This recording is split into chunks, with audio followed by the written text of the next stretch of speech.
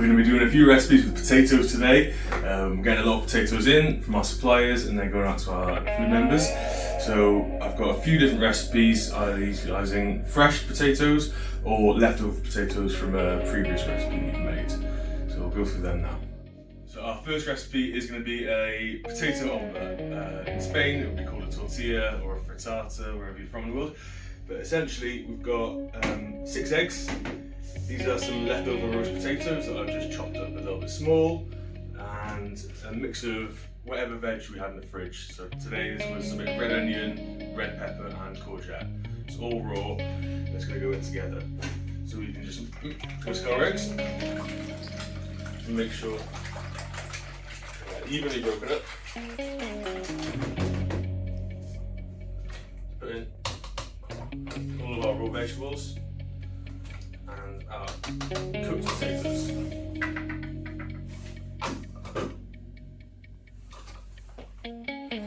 we've got our egg, potato and vegetable mix, and we're just going to season that with a good pinch of salt. I've got a pan on a medium to medium high heat with a little bit of oil to help stop it sticking. And we should go in with our mix.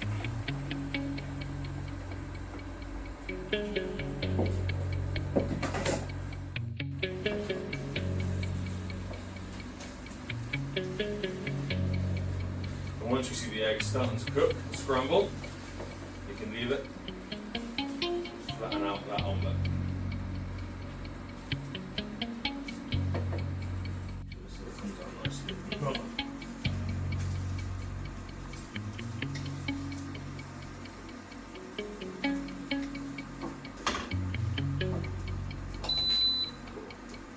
Once all the egg is cooked in the pan, you can simply tin it out and you have your potato and vegetable omelette.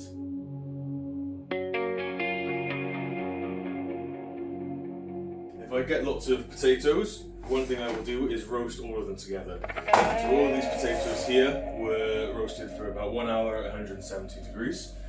And you can obviously have them with a baked potato, with whatever toppings you want, but when you've got lots left over, you can mash them. And this is the best way I use to make mash, is I've got a bowl, a sieve over a bowl, and I'm just going to push the potato through. I'm using the skin almost as a tool to help me push all of that mash through. And you'll end up with the skin, and you can just keep going.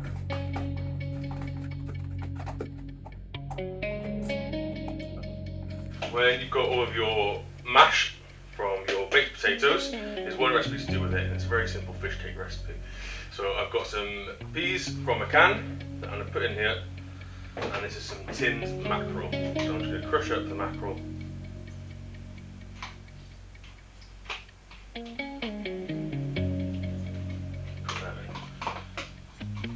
The fish is a bit salty, so I don't really need to season it very much. To mix it together really well. When it's all mixed, you can use your hands, form them into little balls.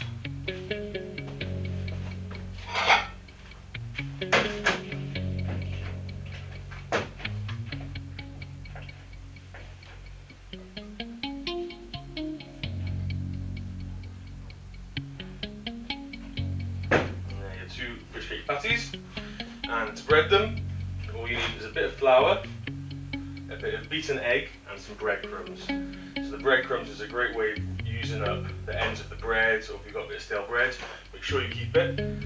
What you can do is blend it up, or just chop it really fine. You store it in your cupboard until you need it. So I put the fish cakes in a bit of flour, which will help the egg stick.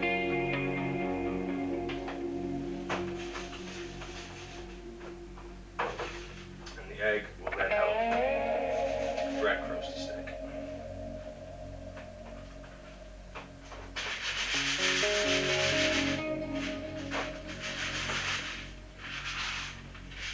And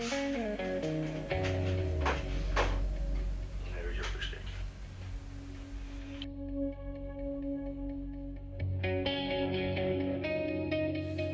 Another recipe of using mashed potato from baked potatoes, but something a bit different, is a potato dumpling or a gnocchi. So it's very simple ingredients. We've got 500 grams of the mashed potato from our baked potatoes, 100 grams of plain flour, you can use self-raising or any flour that you have, and 1 egg. So we're going to simply crack the egg.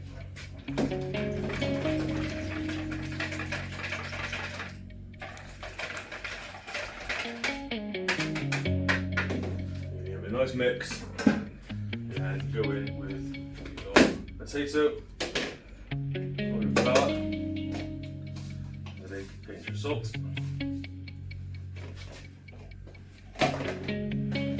Get your hands involved and work it into a dough.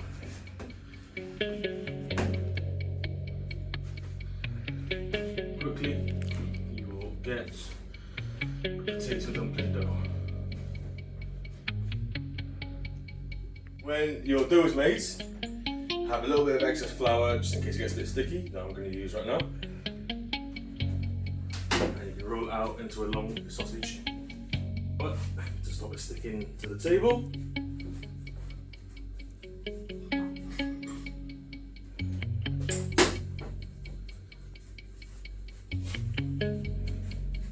And quite easily, it will turn into a big long sausage. When you've got your long sausage of gnocchi or potato dumpling dough, all you simply need to do is use a knife and chop the gnocchi into portions. This will take 2 minutes to cook in some salted boiling water, and you can fish it out or drain it in a colander, or at this stage, before you cook it in the water, you can freeze it, and it'll keep in your freezer for up to 6 months. All you'll need to do is take it out of the freezer, put it in some boiling water, and when they rise to the top of the water, you can scoop them out and they're cooked.